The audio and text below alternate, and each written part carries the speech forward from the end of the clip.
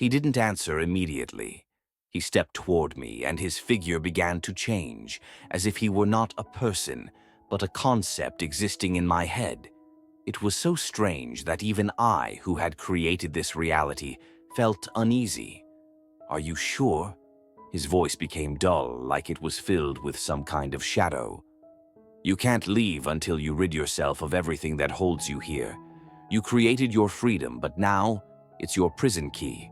I took a step forward. "I'm not looking for an exit. I just want to understand what I've created, and if it's not a perfect world, I'll work on improving it. It all depends on me." Foster froze. He clearly didn't expect this response. I saw his figure shrink, as if he was trying to understand what was wrong. "You don't understand," he said quietly, almost with bitterness. "You always thought you were the master of your own fate. But you were already part of this system. You were created for this. You were created to fill the voids we left." I felt his words begin to affect me.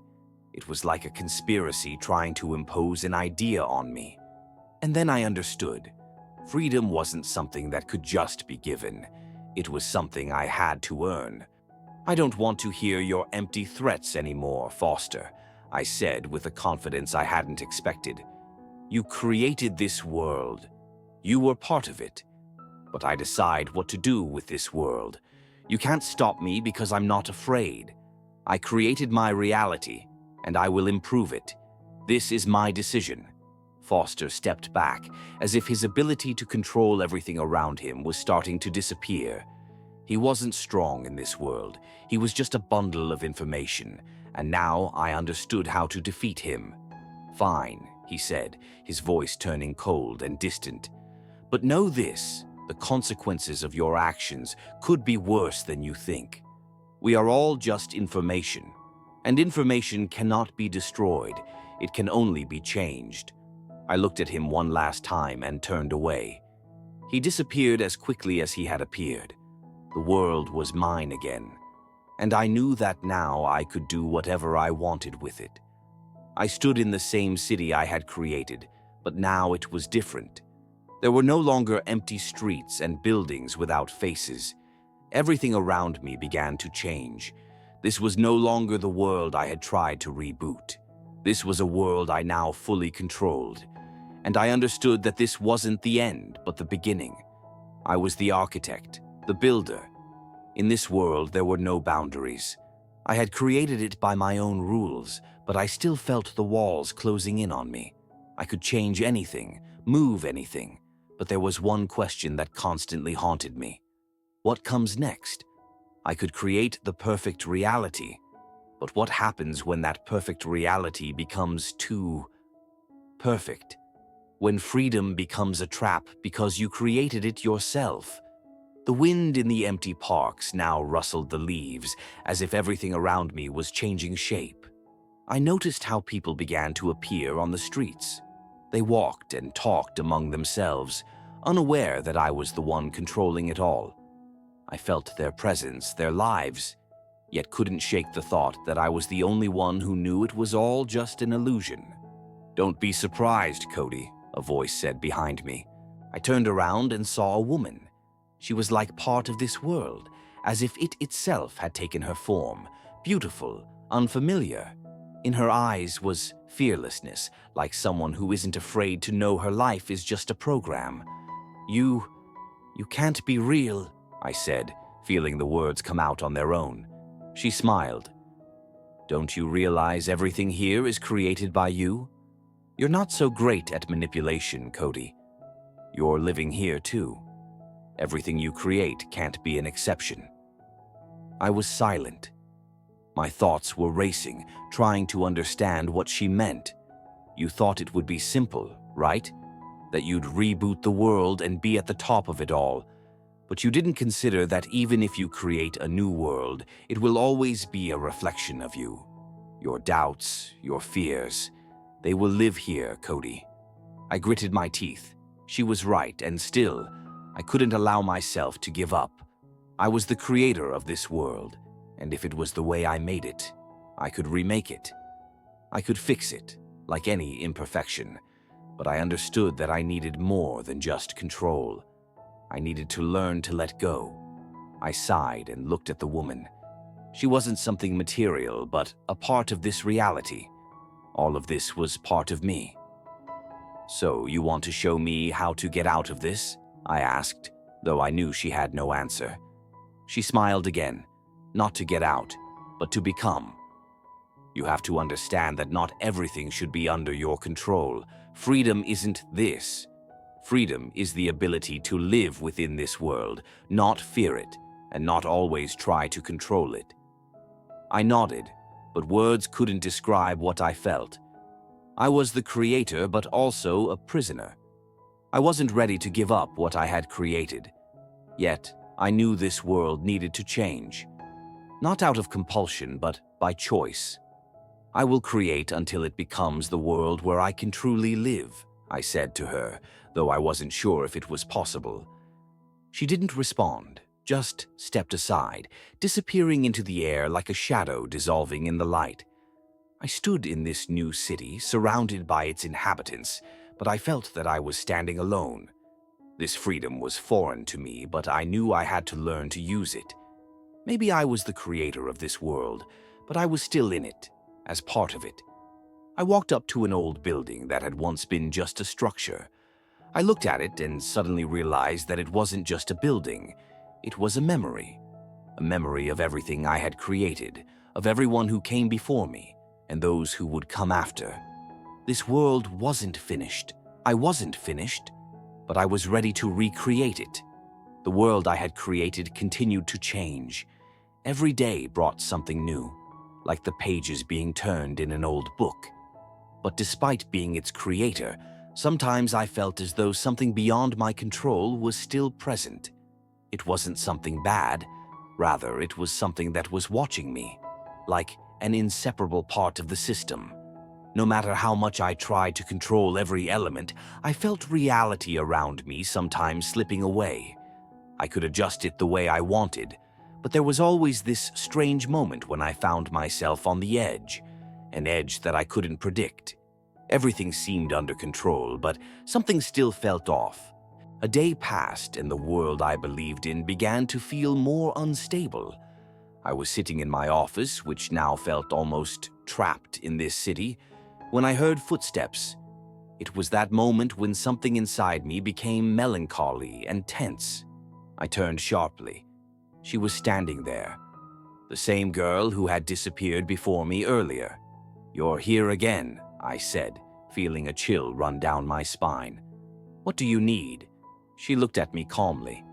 "I've always been here, Kody. You just don't always see me," she answered with a faint smile. "You create a world, but you still don't understand that this world isn't just yours." I frowned. "I control it. Everything I've created is mine. This is my reality." She took a step forward, and I felt the air around me grow denser. "You can't control everything." Her voice was soft but confident. "Even in the world you created, you still don't see who's really in charge. You think you're the master, but you're just one of the puppets in this game." I felt a slight panic engulf me, but I tried to stay composed. "You're talking like Foster again," I said, trying to hide my nervousness. "I don't believe this. I made this world. I chose what would happen with it." "You weren't the only one making decisions," she replied, as if her words were part of something bigger. "You don't understand, Kody. This world was already here. You just brought it to life." I clenched my fists. She spoke as if I wasn't the creator of this world, but merely an incarnation of something that already existed. Like this world had always been in some form, and I only joined it. I tried to understand what she meant, but I couldn't. "So you're saying I didn't create this world?" I was still sure that everything that had happened was my choice, but her words were breaking through my doubts. She nodded silently. "You think every choice you made was yours? But you, like everyone else, are acting based on something greater, and you don't even know who's behind this. And who else controls this world?" She disappeared again, just as quickly as she had appeared. I stood there, stunned by her words. That feeling of unease wouldn't leave me. I needed to find out who was really controlling this world. Maybe I was its creator, but now I wasn't sure who the true master was. I took a step back and looked at my hands. It felt like an awakening, as if I finally understood that I wasn't just a character, but part of something much bigger. What if this entire reality wasn't the way I had seen it? Someone or something else was controlling this world. "It's not me," I whispered. "I can't just be part of the game. I have to understand who's really behind all of this." I stood in the same office, but now everything seemed different. It wasn't just a space, it was a prison I found myself trapped in. The world I had created now began to lose its shape. With every step, I felt more and more like I was in some kind of maze I couldn't escape from. My mind tried to comprehend what was happening. I was sure I could control every corner of this reality. But after meeting that girl, everything started to fall apart. She said I wasn't the only one who had created this world, that I was merely an element of a much more complex system, and that if I didn't find the source behind this system, I would remain trapped in my own illusion. "Who are you?" I whispered into the empty room, as if answers could appear right before me. But everything around me remained silent, empty, just like before. I tried to figure out where I had gone wrong.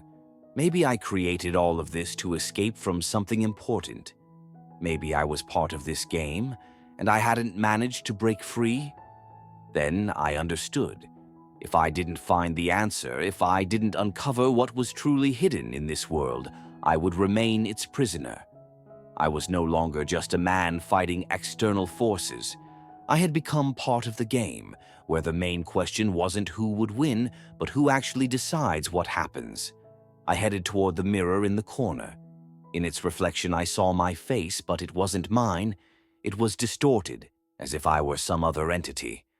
That was the moment I realized something was wrong. Something had changed in this world, and I couldn't understand who or how it had happened. "You're wrong, Kody," said the voice I already knew. "Foster." I turned around and saw his figure standing before me, that same self-assured smile on his face. "You still think you can change this world," he said, stepping toward me. "You can't. You've already become part of it. Everything you create is just an illusion." I felt anxiety starting to rise inside me, but I couldn't allow myself to give up. I wasn't ready to return to this world, to this reality that was all a fiction. "You're wrong," I said, clenching my fists. "I can change this. I can create a new world. You're part of this game. You're not the one controlling all of this." Foster laughed, his face distorted, as if he knew the answer to everything. "You're mistaken, Kody. Everything you've seen is just traces of an old program, and you've become part of it. You can't leave because you are part of this game. You were created to be in this world, to continue this cycle. You can't stop it." I felt his words penetrating me, like something decaying, starting to destroy my perception. But I knew I couldn't stop. I was a living, real person, and no matter what, I couldn't allow myself to become a pawn. "You think you've broken me," I said, looking him in the eyes. "But that's not true. I'll fight until I can create a world where I'm truly free, and you can't stop me." At that moment, I felt the space around me beginning to distort. It was as if the entire world I knew was breaking and falling apart. But I wasn't afraid. This was my world, and I was ready to rewrite it. Foster disappeared. He was just part of the illusion, part of this world that was now collapsing into chaos. I stood amid this ruined world, knowing that all I needed was to simply believe in my choice, and I wasn't going to give up. Everything vanished in an instant. One moment, and there was no city, no buildings, only emptiness, as if the world had evaporated. But I didn't feel fear. This was the moment when I could understand what truly mattered. I could change anything.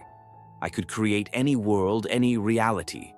But at the same time, I realized that the hardest task lay before me. Not just creating a world, but creating my own. The new reality wasn't something new to me.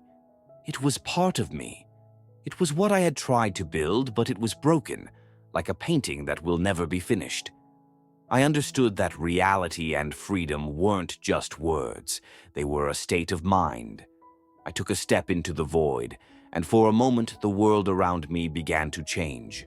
It was flexible, like fabric that I could weave at my will. All the laws I had once created were now mine, but they had become fragile, as if I, myself, wasn't sure of my own creation. Somewhere in the shadow of this new world, I felt a presence. It wasn't Foster. It was him, the one who had been watching all my movements, the one who didn't want to let me go. I felt him getting closer and my body tensed. "You're back again," I said without turning around.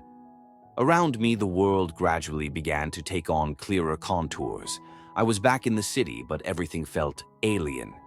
I had created it, but now it was full of imperfections.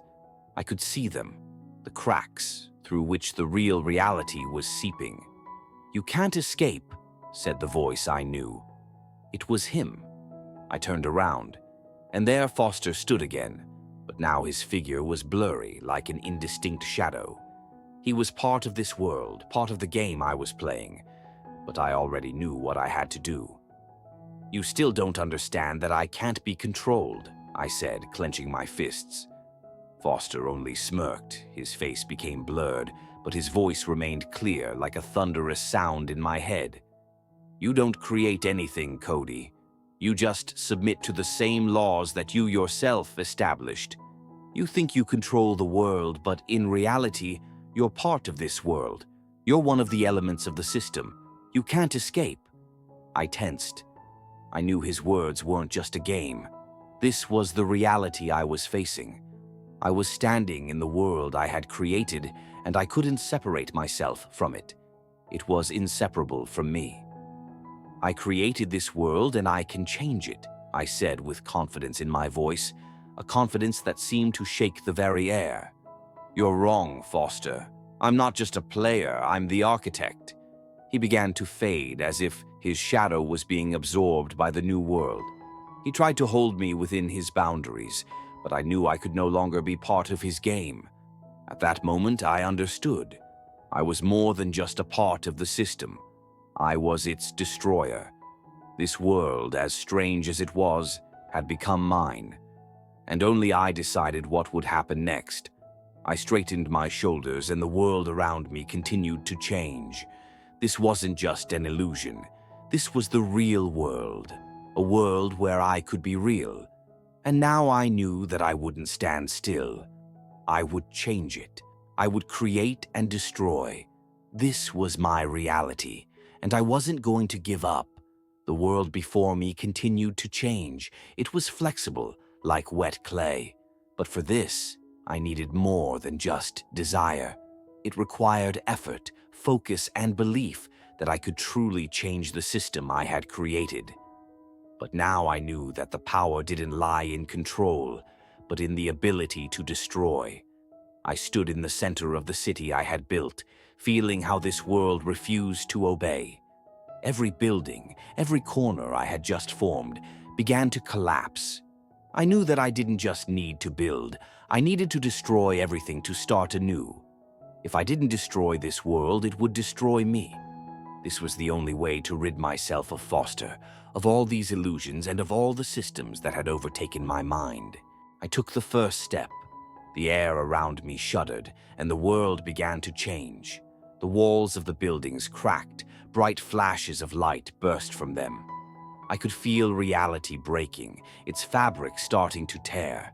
And then I understood. I was no longer part of this system. I was not its prisoner. I was the one who could be its destroyer. "You can't do this, Kody," said the voice I already knew. Foster appeared before me again. His figure was clear, but his face was blurred, like traces in water. He was part of this world, but now I saw that he too was vulnerable. His confidence faded with every step I took. "I can," I answered, lifting my gaze. I created this. I am destroying it." He smirked again, but this time his laugh sounded less certain. "You don't understand, Kody. You've already become part of the system. You can't just destroy it. You're part of this world. You can't leave because you're already here." I felt his words trying to infiltrate my consciousness, but now I knew that all of this was just a deception. He was trying to tie me to this game, make me one of its elements. But I was not just a player. I was the creator. "You're wrong, Foster. I can choose what to do with this world, and if necessary, I will destroy it to create a new one." With every word, I felt reality around me shifting, as if it was yielding to me. I was the one not bound to this world. It was my creation, and I could reshape it or destroy it. "You think it's that simple? You think you can just take and erase everything you've created?" Foster said, his voice becoming hoarse, filled with desperation. "You don't understand. You can't get rid of yourself. You've become part of this system. You won't be able to escape." I looked at him. I wasn't afraid of his words. I wasn't afraid of what he said anymore. All I needed was to believe in my choice. "I don't choose to be part of this game, Foster. I choose to be free," I said, and at that moment I felt the world around me starting to crumble. With every step I took, space began to disintegrate. Walls, streets, buildings, all of it vanished, as if I was tearing these elements from the fabric of reality. And Foster, he was part of this world. He was bound to it. But I was free, and in that moment I knew I could create a new world, a free one, a new one, without chains, without fears. I took a step into the void, and the world I had created collapsed. The world I had destroyed disappeared. But in its emptiness, I felt something new emerge. It wasn't just a rebirth. It was the moment when everything became possible, and I stood at its threshold, ready to rebuild everything anew. But now I understood that I would decide what would exist in this world. The darkness gradually dissipated, and I felt the world around me begin to form again. This wasn't just a rollback. This was creation. The world once again became my canvas, and I was ready to paint on it what truly mattered. I stood in the center of this new world, a world without limitations. Buildings, streets, people. Everything began to appear around me as a result of choice. I created this world not through coercion, but through will, through freedom. And I knew that now, as the architect, there was no Foster, no system that could control my decisions. I had become not just the creator, but the master of this world. However, no matter how much I tried to convince myself, I knew I couldn't escape the past. Inside me, traces of the world I had destroyed remained. Fears, doubts, those questions I never found answers to. But now I knew this wasn't the end. It was the beginning of something more significant. I looked at my hands. They were part of this world, but now I realized their power. I could create and destroy. I could do anything. But most importantly, I could choose. And this was my true rebirth. "So this is where you are, Kody," said a voice behind me. I turned around and saw her, the girl who had once disappeared. She was before me again, but now her image was bright, clear, like the very reality I had created. "You're here again?" I asked, not hiding my surprise, but there was no fear in my voice now. I knew she was part of this reality, but she was different. She was my reflection, as was everything in this world. She smiled and nodded. "I've always been here, Kody. You didn't notice me because you were busy looking for answers, but the answers were always with you. You just had to accept your choice."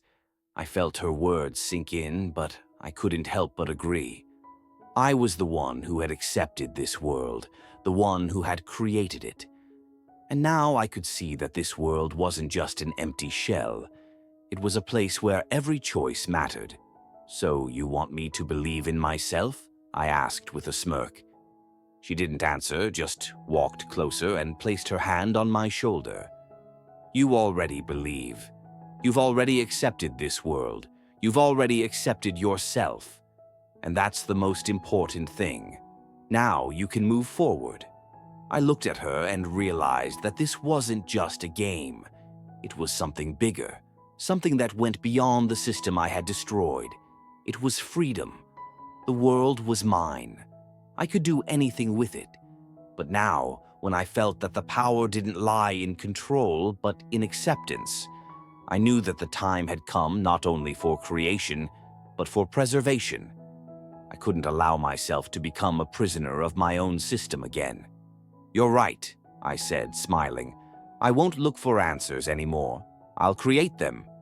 At that moment, I felt the world around me start to fill with light. It was new. It was mine. And I was ready to move forward, leaving all doubts behind. I was ready to be the creator. And this was the true rebirth. The world around me began to fill with new colors. Every detail, every element I created became alive. Everything I became aware of became part of this space. But there was more than just control in this. I ceased to be just a creator. I became part of this world, and now I could see how other elements were becoming part of it, too. While I was absorbed in what I was creating, I suddenly realized this reality wasn't just a line I had drawn. It was something more. It was an infinite cycle of possibilities, and I stood at its very center. I had created this world, but it wasn't enclosed. It could change. It could evolve.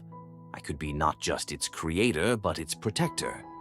I walked through the new streets, along my new roads, and noticed how the world reacted to me.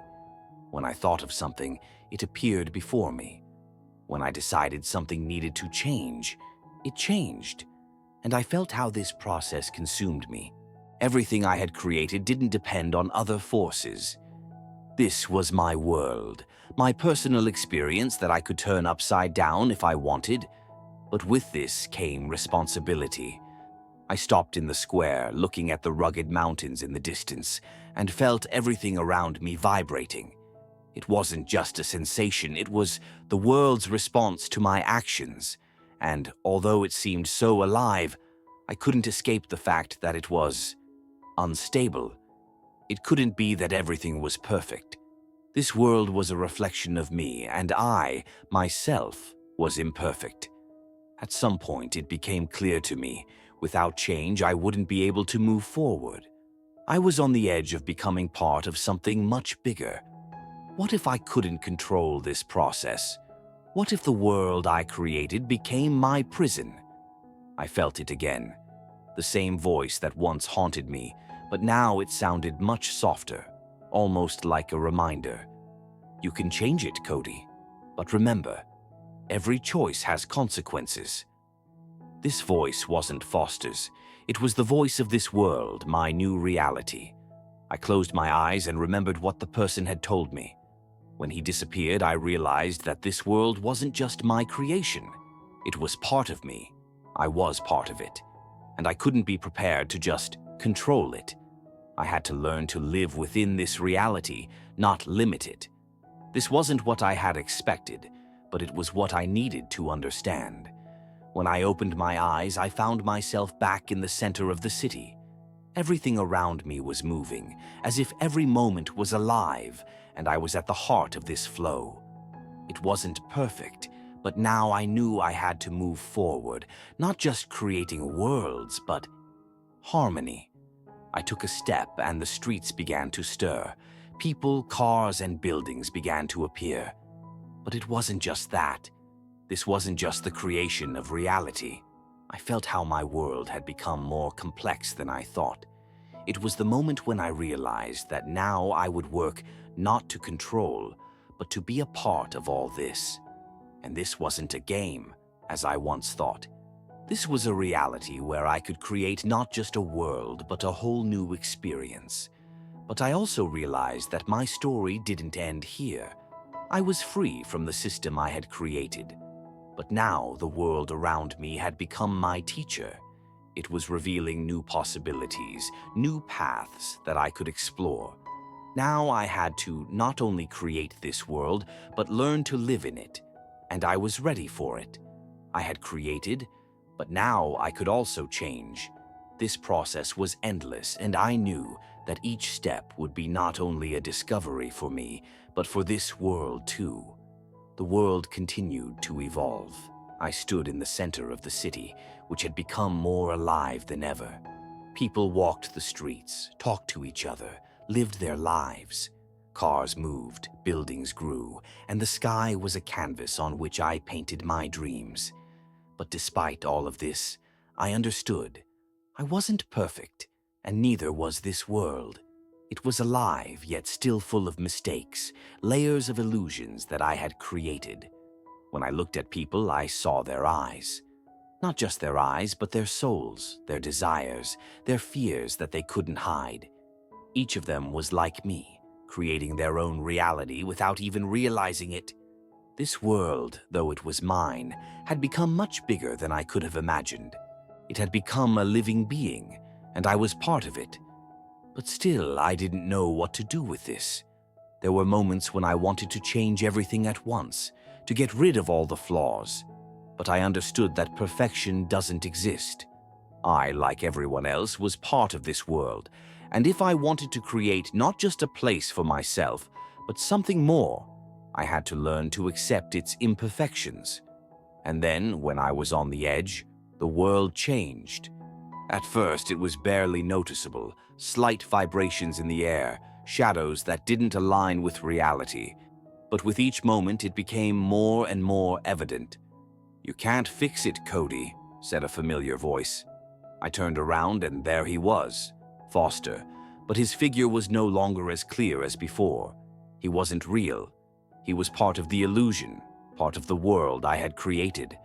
And at that moment I realized that he wasn't just a character. He was the embodiment of what I had feared to acknowledge.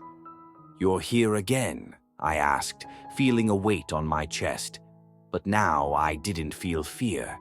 I felt that this was the final stage, the last choice.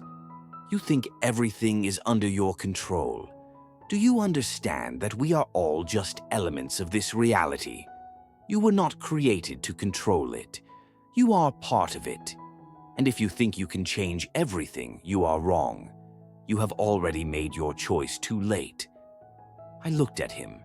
He was part of my world, and I understood that I couldn't get rid of him unless I accepted that I had created him. He wasn't an enemy. He was a reflection of what I didn't want to see. "You're right," I said. "I created this world and I accept it. I will accept its imperfections too." Foster didn't answer. He simply disappeared, dissolving into the air as he always did. But this time I didn't feel disappointment. I wasn't on the brink of defeat. I was on the way to something bigger.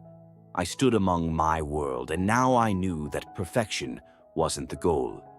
The goal was to learn to live in this world, accept it for what it was, and continue to change it if necessary. When I looked around, I didn't see just my city, my creation. I saw possibilities, possibilities for change, for growth. But most importantly, I saw myself as part of this world, and there was something amazing in that. I wasn't just a god of this world, I was a person in it. A person who could make mistakes, who could strive for more, but who was part of this process. I didn't know where this path would lead me, but now I was ready to walk it. Not as the creator, but as one of those who live in this world. I was ready to face whatever challenges it threw my way, because I knew one thing. It didn't matter how perfect this world was. What mattered was how I lived in it. And in that moment, I understood. Reality isn't just what we create. It's what we live. The world I had created was not just mine. It was something greater. It had become alive, changing, and beyond complete control. I had learned to accept it not as a tool, but as part of myself. I stopped striving for the perfect world. I realized that this world had room for mistakes, and that perhaps it was these mistakes that made it alive. I found myself in the center of the city when I felt something changing. There were no loud noises or flashes of light, but I knew this wasn't just a coincidence. At some point, I understood that the elements I had created began to act outside of my will. The world seemed to have developed its own will. I could see the buildings changing before my eyes, the people moving through the streets, but not as I had programmed them. They were becoming more real, and I realized that I was no longer just an observer, but part of this process. I was no longer just a creator. I had become someone who was learning to live in this world, not just control it. "You know that you're not alone now, right?" said a voice behind me. I turned around and saw her again, the girl who had been part of this world. But now her image was clear, as real as the reality itself. She wasn't just a shadow. She was the very boundary I hadn't seen before. "You're here again," I said, although I knew it wasn't the question to ask. Now I could see her, and she was part of me, part of what I had created. She looked at me with a slight smile. "Do you realize that you can no longer control this world? You are not just its creator. You've become part of it. You now see that the world goes beyond your ideas." I felt her words penetrate me, but now I didn't feel fear. I felt how the world around me was changing, but not as a hostile force, more like something alive. I had become part of this process, and now I could be free. "I don't want to control," I said, not taking my eyes off her. "I want to understand how to live in this world, how to be part of it without destroying it." She smiled and nodded. "That is freedom, Kody. You are no longer just an observer. You are a participant in this world. And no matter how much you strive for perfection, you have to learn to live with the fact that this world will not be perfect. But that's what makes it alive." I stood, feeling the space around me fill with light, but I didn't feel like it was the end. This was a new step. I was no longer a creator who could dominate this world. I was part of it.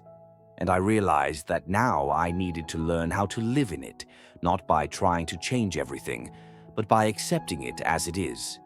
At that moment, I realized that I couldn't control the world, no matter how much I wanted to, but I could live in it. And that was more important. I was no longer a prisoner of my own creation. I was part of this world, and this world was part of me. And now I knew I would find my place in it. I would learn to be free, without illusions, without limitations. This world was mine, but I was its part. The world continued to change. I no longer tried to control it. I understood that it would be futile. This world was not my personal project. It was a living process in which I was one of the participants. I was not its god, nor its slave. I was a person learning to live and accept that reality would not be perfect. And that was okay. I walked through the streets of the new city. Everything was so familiar and so foreign at the same time. People started to interact, go about their business, as if the world wasn't just a simulation but a real place full of chance and possibilities. This was a world that was not under complete control, and that was beautiful. This world had its own laws, and I was part of those laws. I couldn't fully understand them, but I knew one thing. I no longer strived for perfection. I sought freedom, the freedom to live, to make mistakes, to grow and change. And this world had become a space where I could be myself. There was no more fear. I no longer feared that the world could disappear or become something other than what I wanted. It was alive, changing. It was imperfect, but real. I approached the square where once stood a monument symbolizing my victory over the system, my freedom. Now, it was just part of this world, blending in with the overall scene. The monument was destroyed, just like all the illusions I had tried to build. But this wasn't a defeat. It was a release from what had trapped me. "Did you come here to see again what you've created?" I heard a familiar voice. I turned around. There she was, the girl who had disappeared long ago. She was calm, her eyes reflecting not just my consciousness, but something greater. "Yes, I came to understand what to do with this world," I replied, looking at her. She smiled, but not with irony, with understanding. You already know. You shouldn't control. You need to live. Live in this world, create, change, make mistakes, start over. This is your world, Kody. And now you're not just its creator, but also its student. I felt her words sink in. All this time, I hadn't been searching for a perfect world. I had been searching for a space to live in. For acceptance, for mistakes and victories, for freedom not bound by rules. I was ready to learn. I was ready to embrace this world as it was and find my place in it. She took a step back and disappeared as she always did. I was left alone again, but now I knew this wasn't loneliness. This was the beginning. I stood among people in this new world, and now I knew I could be part of something bigger.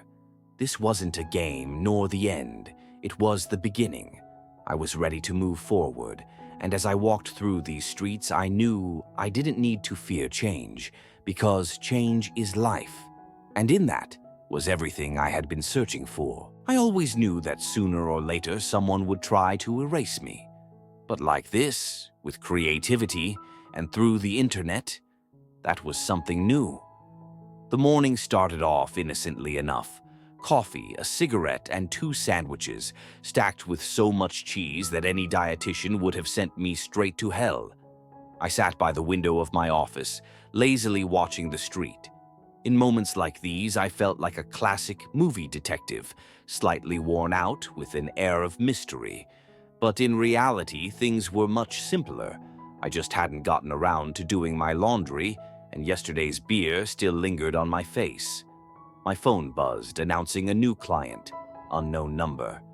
I hesitated, wondering if I should even bother answering. Kody West, a woman's voice, tense with a slight hint of panic. That's me. I placed my mug on the desk. If you're trying to sell me something, I've already got everything except decent manners. I need your help, her voice wavered. My sister is missing. I raised an eyebrow slightly. Classic. Someone always goes missing only for it to turn out they ran off with a lover or went on a self-discovery retreat. Have you contacted the police? I have. They found no evidence that she ever existed. I leaned back in my chair, silent. Now that was interesting. All right, let's start from the beginning. What's her name? Emma Lee. Where did she live? Los Angeles. Who saw her last? I did, 3 days ago. I twirled a pen between my fingers. Something wasn't adding up. And what exactly is the problem? The woman took a deep breath. When I went to her apartment, all her things were gone. Her phone was off.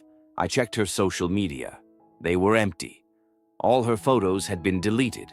Her personal website. Her voice cracked. It's gone. Well, it happens, I shrugged. Maybe she just deleted everything herself. No, anger crept into her voice. I tried searching for her in the tax records, university archives. She's nowhere. As if Emma Lee never existed. I fell silent. You realize this sounds like the plot of a bad thriller. I know, she nearly shouted. But she was real. She was, do you understand? I sighed. All right. Where are you now? A cafe on Baker Street. I'll be there in 15 minutes. I ended the call, finished my now cold coffee, and glanced at the mirror. Still alive. That was already something. Outside, the air smelled of street food and broken dreams, typical Los Angeles. Cars sped past, every driver convinced that their business was more important than anyone else's. The cafe on Baker Street was a standard blend of modern design, brick walls, worn-out leather couches, baristas who thought they were coffee gods. In the far corner, a girl sat at a table. I walked over. Kody West. I sat across from her. So your sister's a ghost. She's not a ghost, the girl said quietly. Someone is trying to erase her from reality. I studied her. Light blonde hair, gray eyes, arms crossed over her chest. Let's start from the beginning. I pulled out a notepad. When did she start working at that startup? 6 months ago. They were developing AI that could analyze people based on their digital footprint. Damn, that's every corporation's dream. Yeah, she nodded. But Emma said something was off. Like what? Like they knew more about her than she did. I raised an eyebrow. And then? She said she found something disturbing in the system, and that if she disappeared, it wouldn't be an accident. I leaned in closer. So she suspected this? She nodded. I scratched my chin. All right, let's say that's true. But if someone wants to erase her, why did they leave you with the memory of her? The girl froze. I don't know, but I had a feeling I did. Maybe they weren't trying to erase her anymore. Maybe now they were coming for me. With each passing minute, I liked this story less and less. I'm not the kind of guy who believes in ghosts or paranormal phenomena. The world is much simpler. If someone disappears, it means someone had a reason for it. And if someone's very existence is being erased, it means they stumbled upon something very, very dangerous. I looked at the girl sitting across from me. Remind me, what's your name? Sophie. All right, Sophie. The last time you spoke to Emma, what was the conversation about? She hesitated. She said she found a shadow in the database. A shadow? Something like a second layer of information. Like, when you look at your data online, you only see what's available to a regular user. But in that system, there was another hidden layer. For example, imagine logging into your online bank and seeing your account. But then someone flips a switch, and suddenly your account looks completely different. The amounts are different. You're saying we all have shadow data? Yes, she lowered her voice, and we don't own it. I pondered that for a moment, and she wanted to tell someone about this. She was afraid. But someone didn't like that she found out. I nodded. And now she's gone. Sophie clenched her fists nervously. Will you help me find her? I took a deep breath. I'll start with the basics. I'll check her records in the usual databases. If anything is left, I'll find it. Thank you.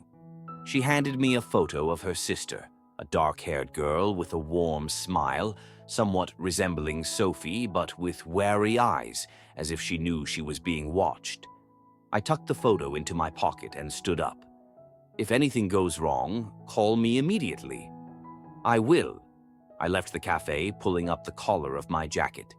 The rain started as suddenly as a tax audit. The sky darkened, the air grew damp.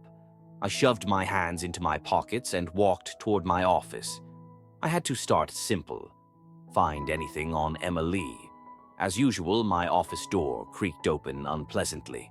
I threw my wet jacket onto the chair, sat down at my laptop, and started searching.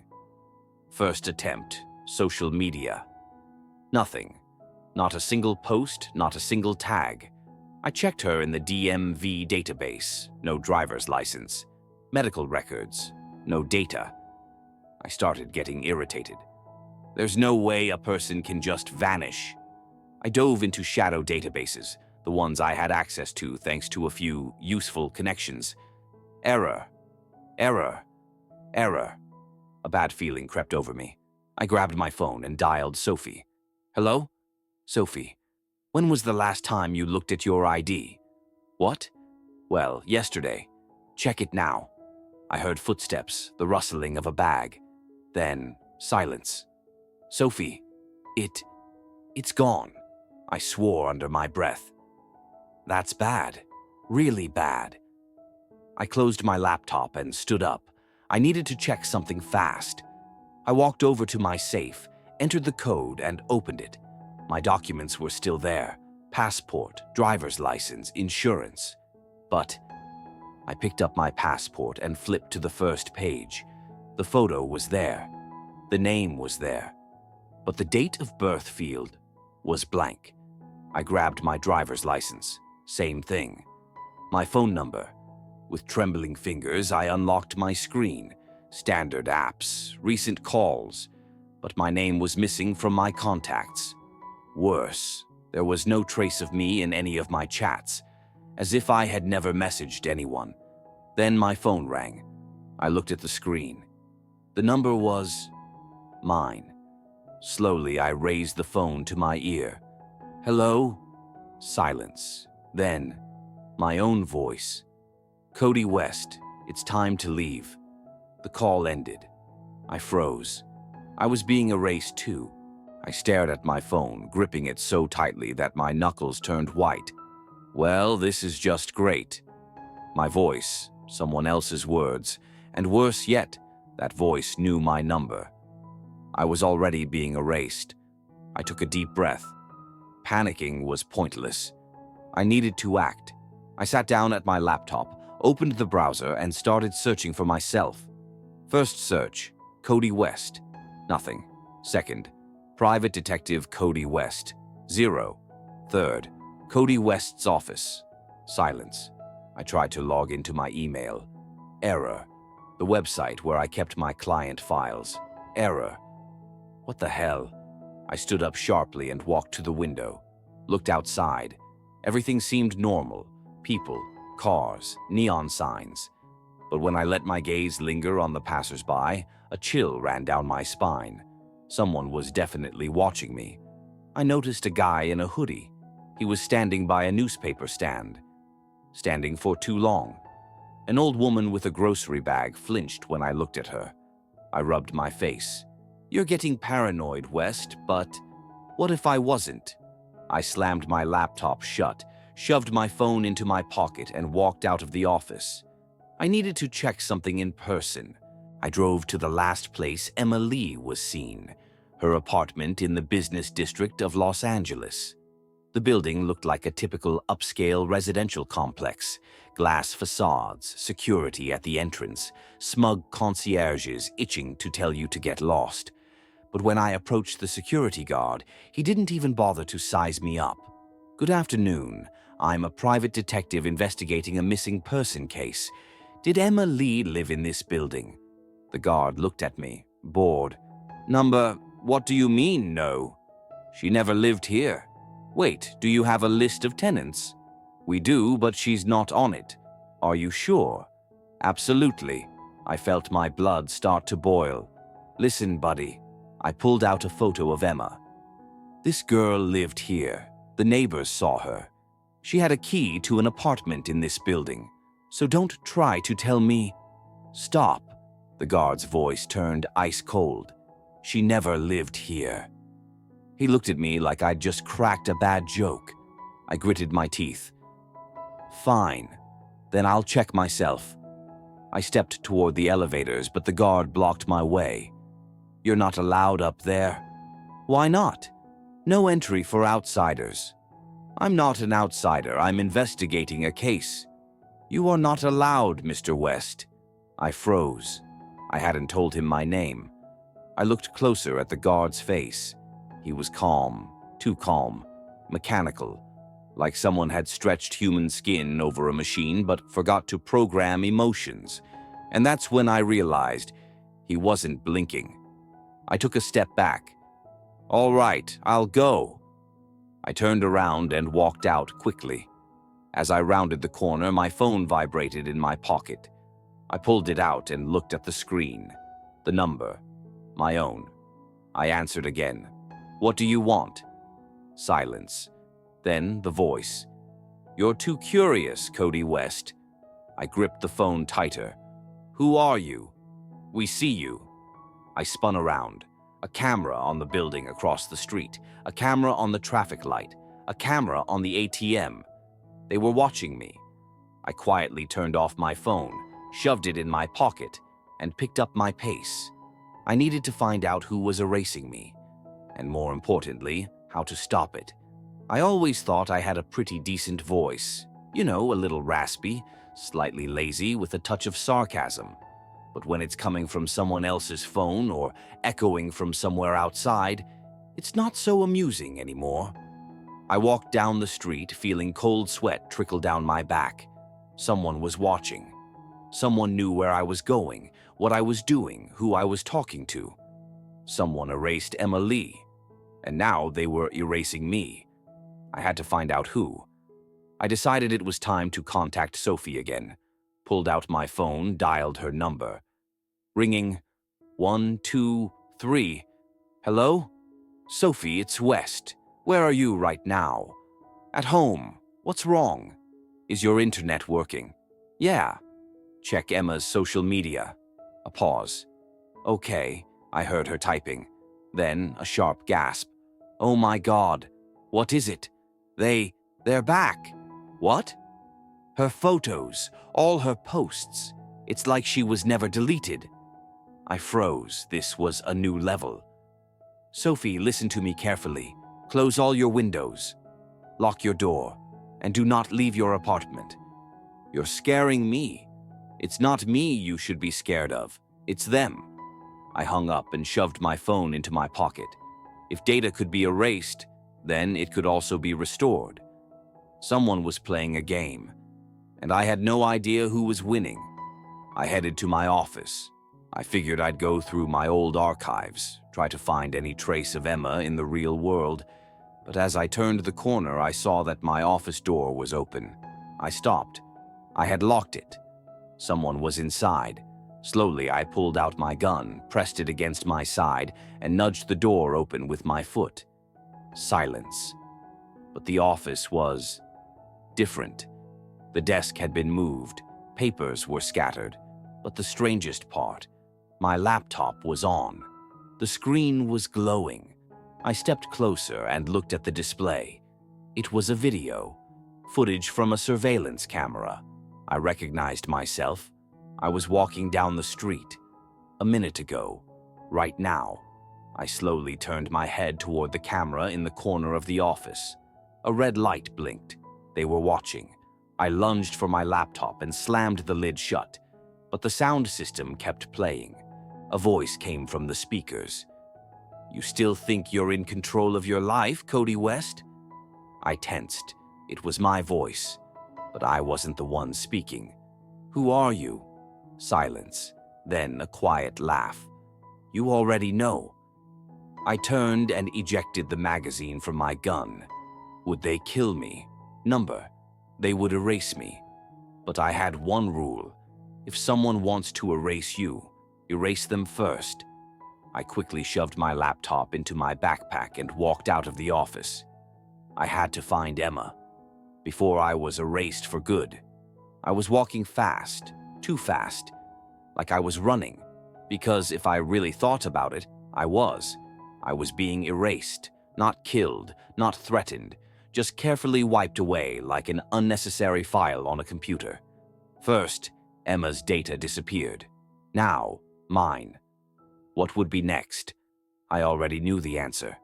I ducked into the nearest alley, trying to catch my breath. My phone rang in my pocket. I pulled it out and looked at the screen. The number. Mine. Again. I answered. All right, go ahead. Surprise me. Silence. And then, you're wasting your time, Kody. A voice. My voice. What do you want? I hissed, feeling a cold shiver run down my spine. You.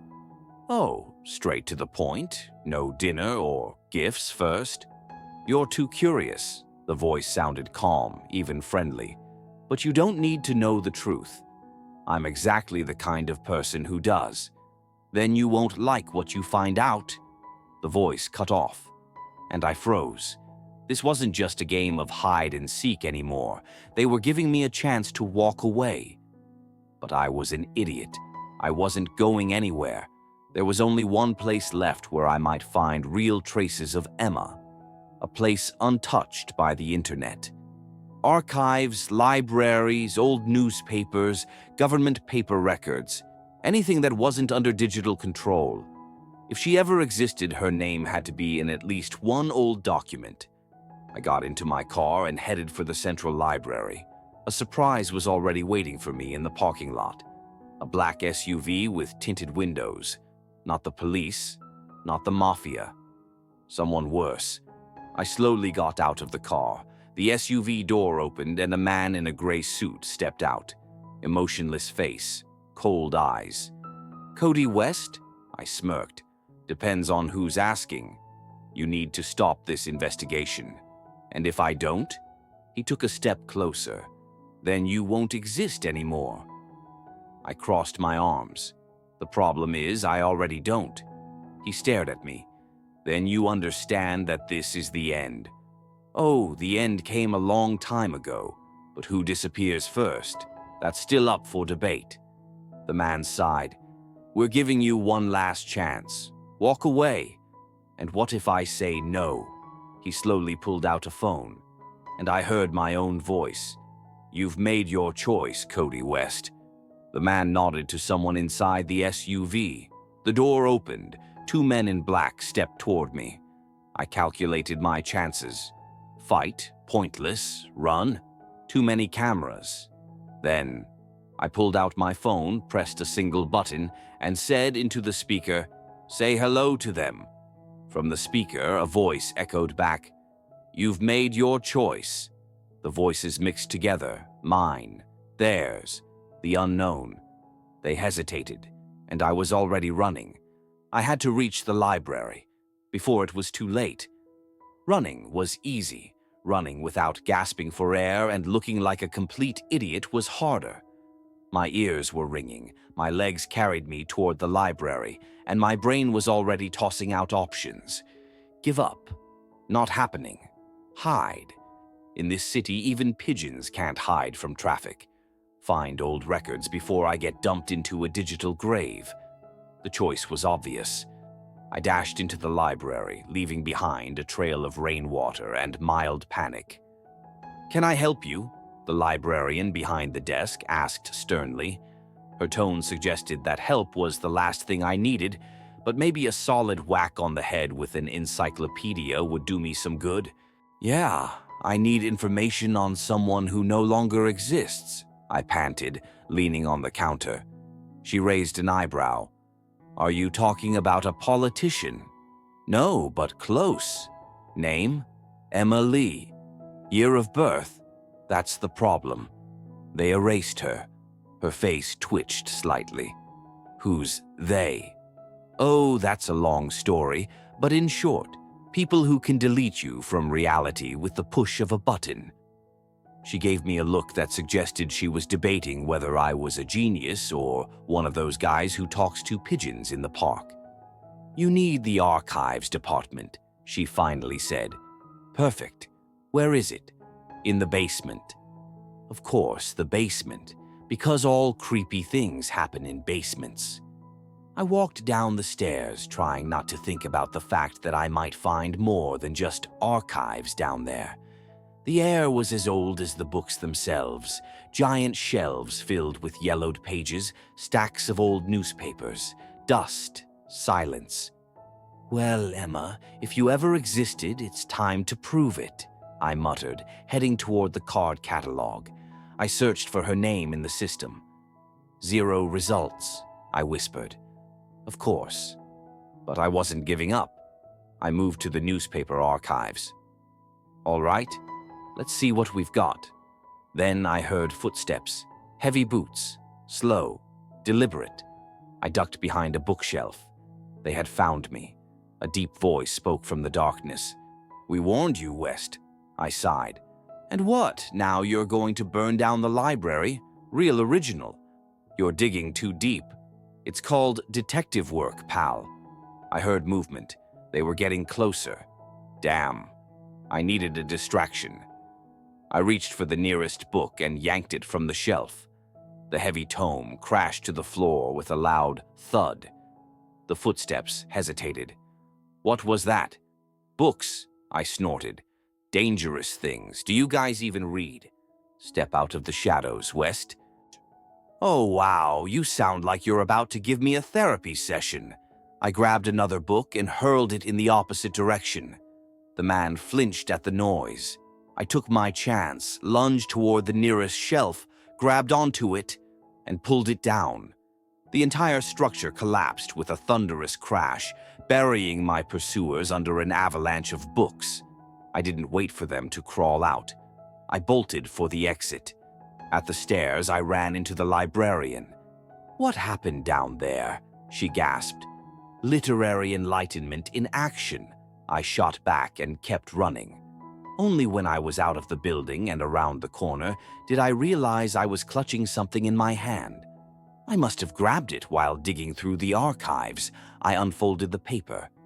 It was a newspaper clipping, a photo of Emma Lee, and the headline read, "Missing Programmer Uncovers Secret of Digital Control." Coincidence? I swallowed hard. She knew, and they erased her for it. Now the real question was, how far were they willing to go to erase me? I stared at the newspaper clipping, feeling a cold shiver run down my spine. Emma Lee had really existed.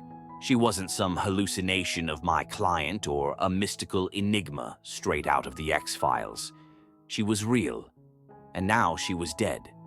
Of course, I should have been relieved to have found some kind of clue, but the problem was something else. If someone was going to such lengths to erase her traces, then they certainly knew I had uncovered them. What did spies do in movies when that happened? Oh, right. I quickly turned the corner, moving from the street to the parking lot, and stopped. There, by my car, stood a man. Tall, perfectly pressed suit, with an expression on his face as if he were unbearably bored. When he saw me, he smiled. "Kody West, are you a fan?" I asked cautiously, walking closer. "More like a guy tasked with delivering you a message. If it's a subpoena, I'm good." He pulled a phone from his pocket and showed me the screen. I even took a step back. On the display was my face, with the message, "Access denied." What does that mean? I crossed my arms. It means you no longer exist. Well, that's debatable. I'm still breathing. He smiled. For now.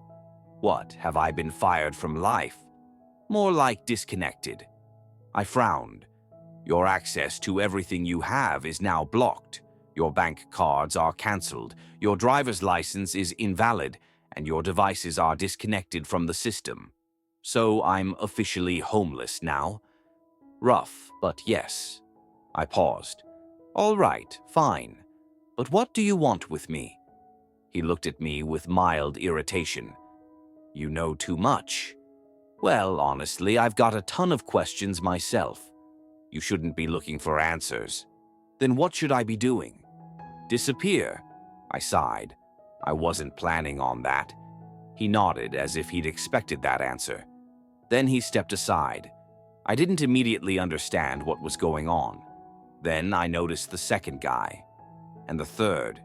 Two big guys moving towards me with very clear expressions on their faces. Oh, come on, guys, don't do this. I just came from the library.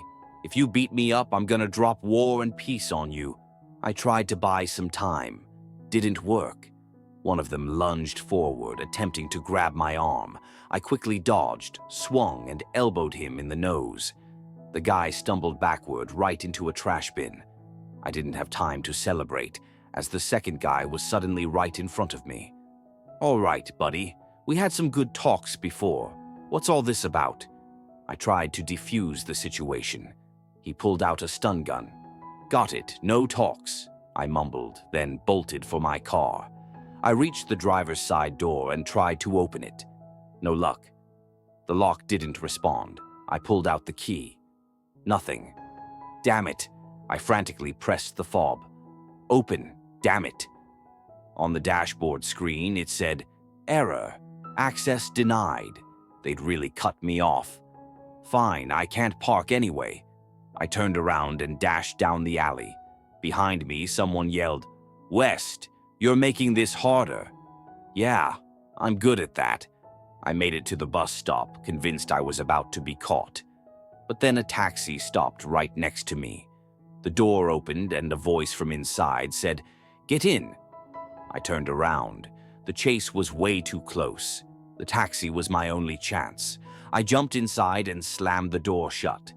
"Where to?" the driver asked. I took a deep breath. "To the one who started all of this." "Who's that?" I looked at the newspaper in my hands. There was a small note at the bottom of the article. "By Richard Foster." I smirked. "Take me to Foster." The driver nodded and hit the gas. I leaned back in the seat. They erased me, but I wasn't ready to disappear just yet. The taxi driver didn't ask any questions. He took me to the wheel like I was just another customer heading for my trip to hell. I sat in the corner, trying desperately to understand what was going on. Why had they started erasing me from reality? Who were these people? Why was I running around like a crazy rabbit from someone or something that would catch me no matter what? But something told me I'd been in a similar situation before. I just couldn't remember how it all began. "Do you actually know where you're going?" I asked, looking at the deserted streets outside the window. The driver remained silent. I thought about it, staring at the sky, which was still covered with dirty clouds. It was as gloomy as my own mood. Where had I seen this city before? Why did it feel so familiar? Finally, the driver broke the silence. "We're going to the place where it all ends," he said, looking at me in the rearview mirror. I jerked. "What do you mean by that?" He just nodded and kept driving. Somewhere deep inside, I felt like we weren't just driving on a route. We were heading toward the place where the answers would unfold.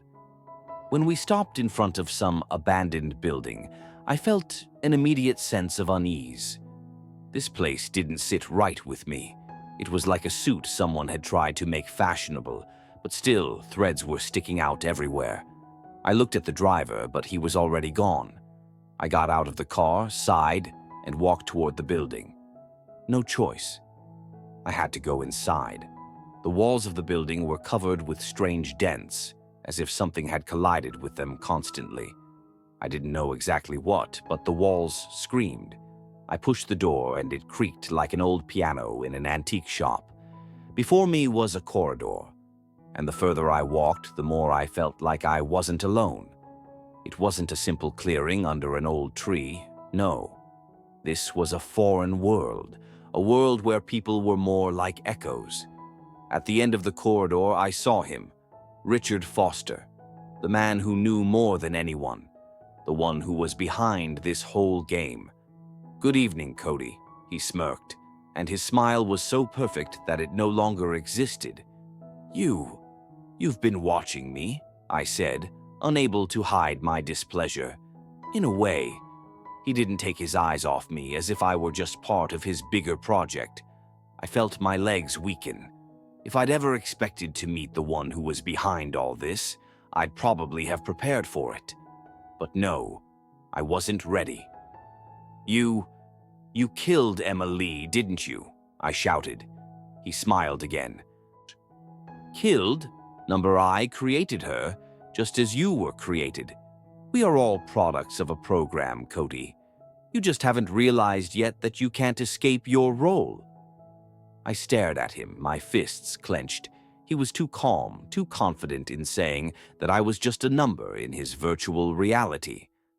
"So you're going to decide for all of us how this will go?" I was angry, but at the same time, stunned. He stepped away from the desk and approached me. Strangely, I felt like I could, even if this wasn't real. "Yes, Kody, I decide, but you're still interesting to me. I'd love to see how you fight against this." I bit my lip, trying to keep myself in check. What did that mean? He wasn't just erasing me. He was doing it for his own amusement.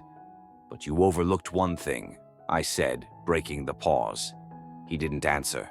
"We're still with you, and we're still alive. Don't forget that, Foster. We have power." And in that moment, something clicked in the air. Everything around seemed to freeze for a moment. This wasn't a game. This wasn't just digital reality. This was something more. And I knew for sure that I wasn't going to give up. Richard Foster continued to look at me with that strange smile, and I didn't know what to think anymore. It felt like the whole world was somehow collapsing in this place, and I was just a character in a video game that someone had decided to reboot. But the more I listened to him, the more I felt a growing rage inside me. It all seemed so unfair, so artificial. I was a real person. I was still breathing. I wasn't a file to be erased. I stepped toward the table, colliding with one of the huge machines standing around. The noise from the impact echoed, but it seemed like no one paid attention. "You still don't get it, do you?" Foster shrugged, continuing to sit in his chair as if I were just another client. "You're a mistake. In this game, you're just a task, nothing more. You and Emma Lee. We're all just a system error." I couldn't understand what exactly he meant. He spoke about us as if we were empty shells, susceptible to programming. It was all so revolting. "A mistake?" I tried to keep my voice calm, but it was trembling. "You've worn me out, Richard. Listen, can you close your preachy notebook? Just tell me what you want from me. Otherwise, I'll make you wish you hadn't started this." I walked over to the window and looked out. The weather was still as grim as my inner world. Far below, a few cars could be seen, but at that moment, I wasn't concerned about the weather. It was Foster that bothered me. He knew I wouldn't give up because I was stubborn and always went to the end. But now it felt like I had lost the ability to understand what really mattered in this world. "You think so? But you don't like it when I'm right. Tell me, Kody, have you ever thought that you might not be the only one in this world?" I froze. "What do you mean?" I asked, not understanding. He got up from the chair, walked over to me, and calmly looked me in the eyes. "What you think is that you're the only one in this world," he smirked. "You still haven't realized that all your memories, your life, it's all under control." I felt everything inside me tighten. You created me." "Not exactly. We're all created for one purpose, Kody. We're just tools for fulfilling a greater task. You're not the first one looking for an exit. But you understand all your efforts, they're in vain." In that moment, I felt it hard to breathe. I clenched my fists, trying to hold my composure, but waves of rage and disappointment were crashing inside me. Was he right? Are we all just toys in someone's hands? He knew me too well, knew how I acted, how I reacted to his manipulations. "You can't break me, Foster. I disagree with you. I believe I have free will." Foster smiled again. "So you're going to fight until the end, despite the fact that all your efforts are aimed at maintaining an illusion." "Please, Kody, if you knew how many like you have already been erased, you would stop fighting. We're just inhalers for your old world that you're trying to preserve." I didn't respond. It all seemed wrong. But he was right. This was a game, and I was just a player in it. But I was alive, and I wasn't going to give up. I looked at him with such a look that Foster took a step back for a moment. He saw that I still believed in myself, despite his words. "What do you want?" I repeated. "It's simple, Kody." His voice grew cold and calculating again. "You want the truth? Okay. You need to find it. Not Emma Lee, but reality itself. You have the key. You just need to figure out how to use it. And yes, you've already taken the first step. You've started the countdown." He leaned closer to me. "But you must remember, you can't escape this until you decide that the world you live in doesn't matter."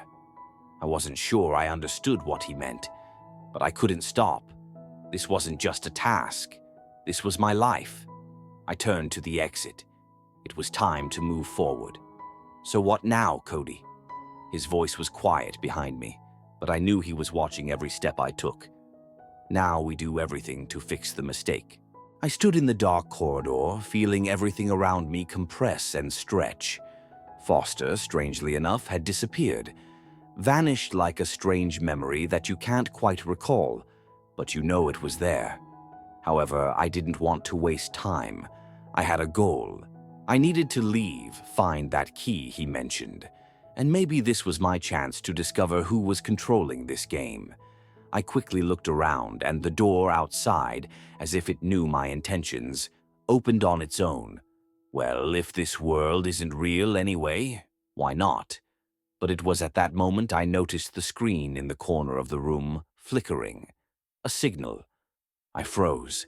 At that moment, I felt like I was being watched. Not physically, but something more. something hidden behind every glance and movement in this world. It felt like there was an invisible web in the air, and I was just another knot in it. "Don't stand there like an idiot, West," I whispered to myself. I was good at keeping a straight face, but right now, everything inside me was buzzing. Not the best moment for jokes. I turned on the screen, which began to load something strange, resembling a map. But not a city map, something bigger. A map of what was happening inside the system. A red area was marked in the center of the city. I knew this place. It was the same district I had seen a few days ago, before everything changed. There were no people or cars. A place that seemed to be under the influence of some mysterious force. I quickly processed the information, trying to gather all the data, but suddenly the door opened again, and two men appeared in the corridor. The man in the gray suit and that same tall guy I had met before. Now they stood at the door like the guards of reality, ready to cut me off from everything I was trying to uncover. "Kody, do you understand what you've done?" said the man in the gray suit, with a quiet threat in his voice.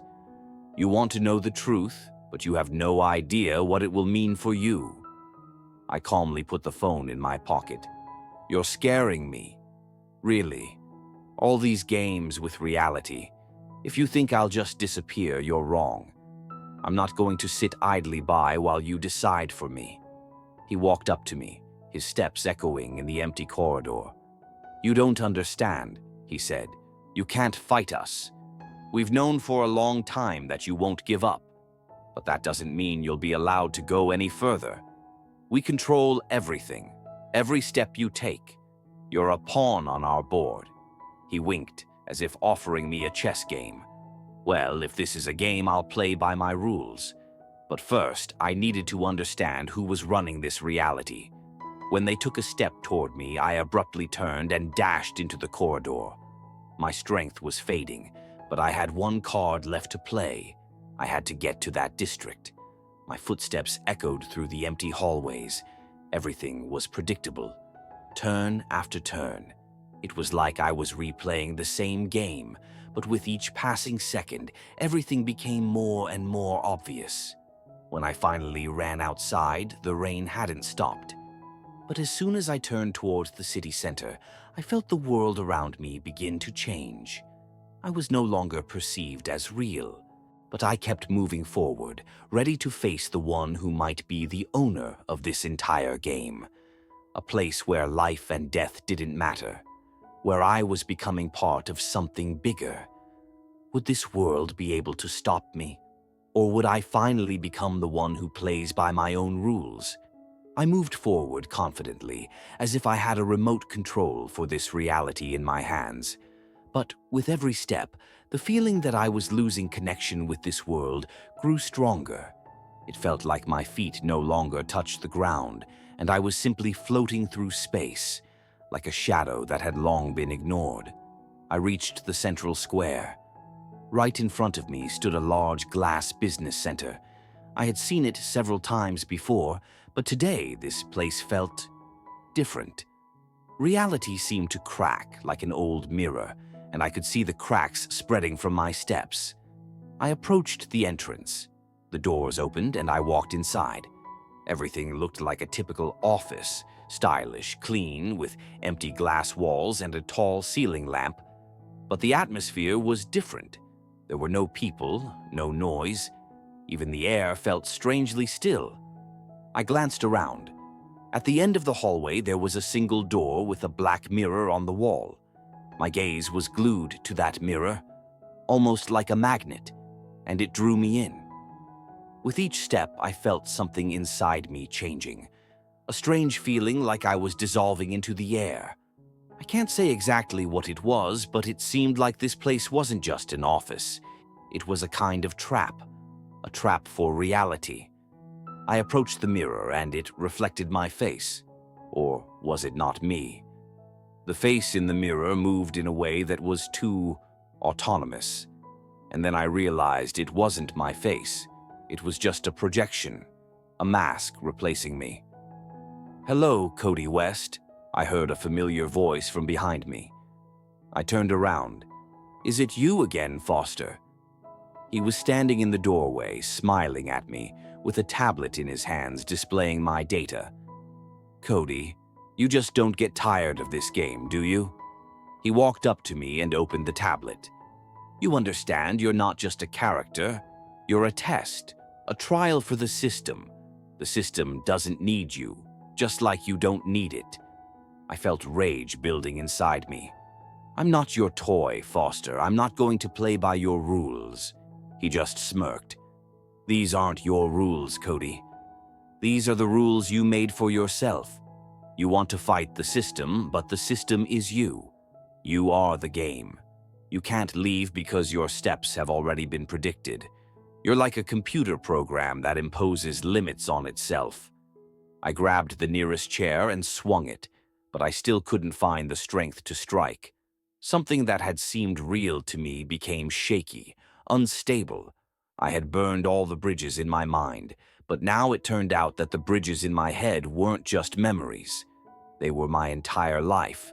"You're right," I said through gritted teeth. "But I'm still going to get out." Foster stood across from me and extended his hand. "You won't get out because you can't. Do you understand, Kody? You're afraid of your freedom. You're afraid that you're just mistaken." I froze. Fear seemed to pierce me through. The system couldn't be tricked. It always knew more about me than I did. I was just part of this game that I couldn't win. "You know this world isn't yours," Foster said, stepping closer to me.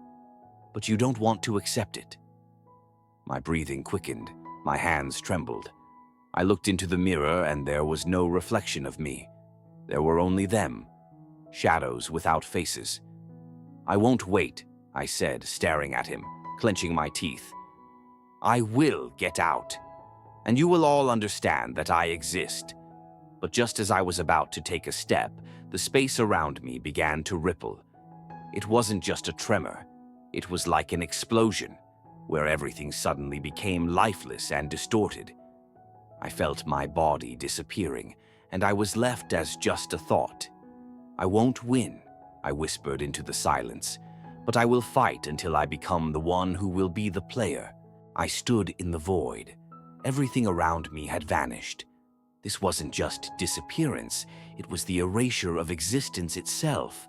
No city, no me, no world. Only darkness, which I felt in every fiber of my being. But in the chaos, there was a thought. I was certain I had to move forward. Otherwise, I would give up, and that was something I couldn't allow. As soon as I took a step, the space around me trembled. It was as if my step was a key, opening a door to a new world. A world where I could become real again, where I could control my life again.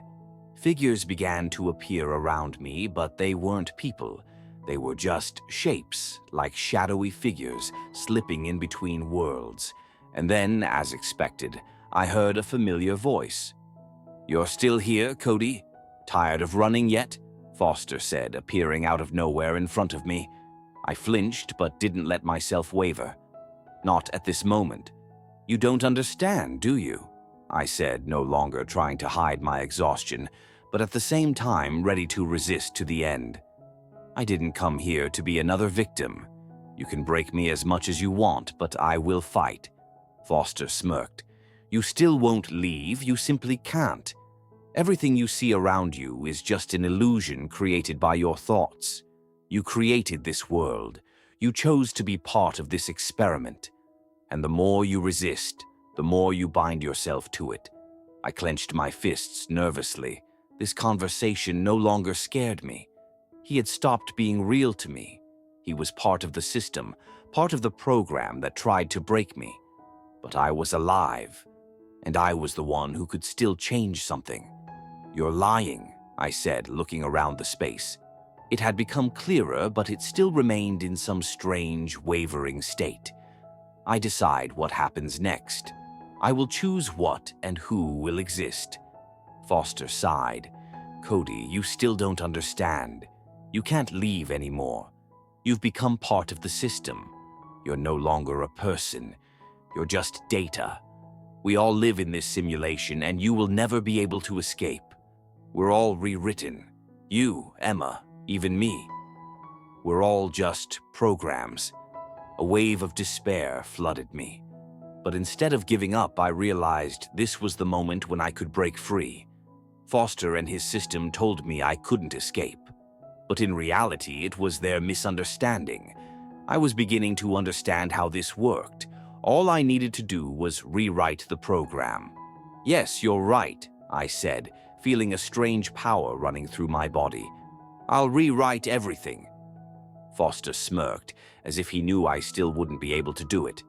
You can try as much as you want, but you'll still be within the game, Kody. But I was sure of one thing. His words didn't define me. I wasn't part of his program.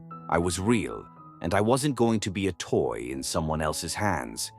With the feeling that I was once again in control of the situation, I moved toward the shadows that were moving around me.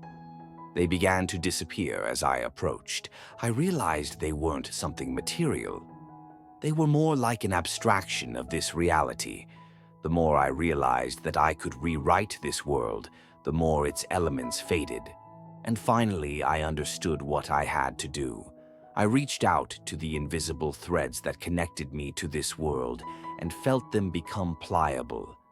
I could break them. When I made the final lunge, a new space appeared before me. It was a place where I wasn't a slave to my program. I had become the architect of this world. When I tore apart the fabric of reality, the world around me didn't just disappear. It shattered, like an old, worn-out mirror. It wasn't exactly scary, more like a harbinger of something inevitable, something I had been waiting for since the first time I felt that this world wasn't mine. Now I stood in a different place. It wasn't the real world, but it wasn't a simulation either. I didn't know what to call what surrounded me, but the feeling of freedom was incredible. Everything had become transparent and pure, like fresh snow after a long rain. And this place was alive. It responded to my thoughts, each movement causing the space to shift. "Is it you?" I heard a voice. It was quiet, almost invisible, like a whisper that penetrates to the very heart. I looked around but saw nothing. Silence. But I knew someone was here. "You probably expected me to give up," I said into the silence, though I knew the voice might not belong to Foster. Or maybe it was part of him, part of the game, part of the system that had tried to break me. Laughter. Thin, sinister, with a hint of regret, but not mine. "You can't get back what you've lost," the voice responded. "You fought, but what did you win? You've left the game, but you've entered a new level of it." I felt the tension in the air increase as the space around me began to distort. This place was becoming less and less stable. It was like I was standing on the edge, between one world and another. "You're still in this world," the voice continued. "In the world you created, but it's not real, Kody. You can't escape. You are the mistake, and you'll never be able to return." I took a step forward, trying to understand where exactly I was. "Why are you so sure that I can't?" I felt like this entire world wasn't built for me, but to prove to me my helplessness. The answer didn't take long to come. "You believe you can change everything. You think reality is your choice. But it has always been as you see it, Kody. You think you choose the path, but all of this is just a script, a way to manipulate you into believing in your freedom. You're just following a path built for you. You've always been predictable." I felt this overwhelming feeling consume me. I was on the verge of despair, but this very feeling became a spark for me, a spark that ignited a flame inside. This world was built to break me, but I wasn't such an easy opponent. "If I'm predictable, show me how to do it," I shot back. "Tear me apart if you can. I won't stay still. I'll create a new reality. I'll leave." Silence. And then the voice again, which wasn't Foster's, but seemed to know everything inside me. "Do you really think you're capable of doing this? Do you dream you can reboot this world? You have no idea what awaits you, but if you want, I'll show you." And suddenly, the space around me began to change. "Look," the voice became clearer with a strange threat in its tone. "I'll show you what freedom really is." The world in front of me started to crumble, and I realized I was standing at a crossroads. I was on the very edge, ready to either step into the unknown or return to the old world. All paths seemed equally difficult, but I knew one thing. If I took a step, I couldn't go back. I was creating this world. I was its architect, and only I could decide what would happen to it next. With courage and determination, I took the step, and then I found myself face to face with what might have been my new home. It was a world where I wasn't just a number. It was a world where I could be real. I knew I was creating it not for myself, but for everyone who would fight for their freedom. Now I could control reality. And though it was fractured, full of cracks and mistakes, it was mine.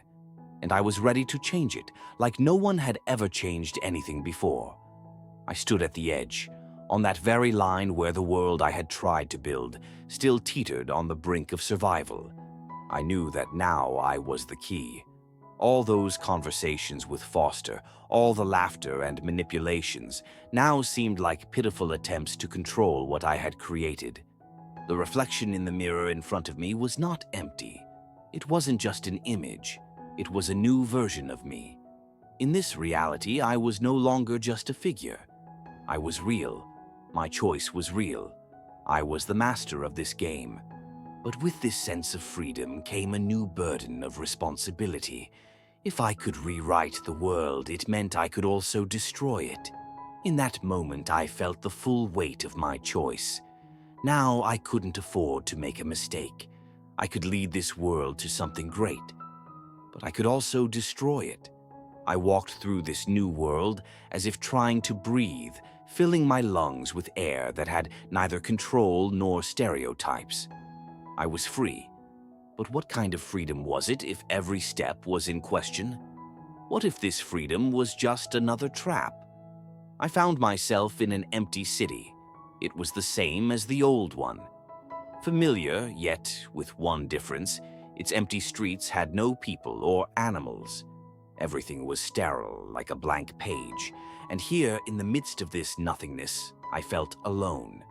This world wasn't mine. I had created it, but I wasn't part of its original idea. I was now a wanderer in my own creation. I approached the nearest building, and then I noticed something strange. The door didn't open. It was locked. Why? I controlled everything. I should have just thought for it to open, but instead, the door remained unyielding. "Oh, you're not going to give up so easily, Kody," said a voice, familiar and foreign at the same time. I turned around. It was Foster, but now his figure was blurred, like a shadow moving against the wind. His face wasn't clear. It seemed to dissolve into the air, and his words echoed, fading into the mist. "I thought you wouldn't return," I said, clenching my fists. "I thought you had already left this world." "You can't drive me away so easily," Foster replied, his voice becoming clearer. "I'm part of this system, Kody, and I will always be around, even in this new world of yours." I felt his words beginning to affect me. It wasn't so easy to reboot the system. If only I knew what was behind this. But at some point I realized I had created a new world, but all of this was part of something bigger, something I couldn't fully understand yet. He wasn't just my opponent. He was part of me. "You're right," I said, tiredly wiping my brow, "but I still won't give up. I chose this reality, and I will fight for it." Foster smiled, and his face became clearer. He approached me and raised his hand, but I didn't step back. "You think you can beat me?" he said with a slight sneer. "Everything you've created is just another level in our experiment. You've become part of this process. You can't go back. You're no longer free." I bit my lip. I felt how, with every word he spoke, the reality around me grew less stable. This was the moment I had to make a choice, surrender and return to the trap, or continue fighting for freedom. I know what you want, I said, feeling no doubt now. You want to break me, but I won't give up, even if I have to create this world again.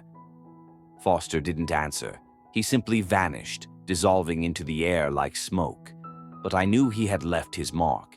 He was like a virus, hiding in the code, waiting for its time. I looked at the city. I was its creator. But this world was empty, and emptiness remained everywhere I went. This was my world, and I could recreate it. But for that, I needed to learn to live in it, not just exist. I was ready, and though this world wasn't perfect, it was mine, and I intended to preserve it. Some time passed, and I began to adapt to this new world. Of course, everything wasn't as I had imagined. I was its creator, but at the same time, a prisoner. It's that strange feeling when you control everything around you, but you remain trapped in your own reality. The city remained empty, its buildings, streets, and parks, all like in old films. Everything was familiar and unfamiliar at the same time. A ghost was in every corner. Sometimes I felt like even the walls were watching me, as if waiting for me to finally give up and admit that I couldn't leave this place. But I didn't give up. I've always believed that freedom isn't just the absence of restrictions, but the ability to make the right choice, even if it's difficult. And that's what I was missing. I stood in the middle of an empty square surrounded by fog when I felt that something had changed again. It was like a subtle vibration in the air, as if I was standing on the boundary between two worlds. One world was mine, real, the one I created, and the other, the world I had tried to escape. Suddenly, a familiar silhouette appeared before me. It was Foster again, but now he was not the same as before. He looked less defined, as if his figure was beginning to dissolve in this world, like a shadow without a physical form. "You're here again," I said with mild irritation, but something inside me stirred. His presence made everything around me change shape, as if this world was trying to squeeze me out. Foster smirked. "You think you can be free, Kody? You don't understand that the reality you created is just another limitation. You've become part of this game." I felt his words starting to penetrate me, but I couldn't stop. I knew he was right in some way. I wasn't just the creator. I was imprisoned in my own creation. "You're right," I said, not hiding the fatigue in my voice. "I really created a new world, but you're wrong too, Foster. I can choose what happens next. This is neither an end nor a beginning. It's just an opportunity to become someone else. There's always a way out, even if it's hidden."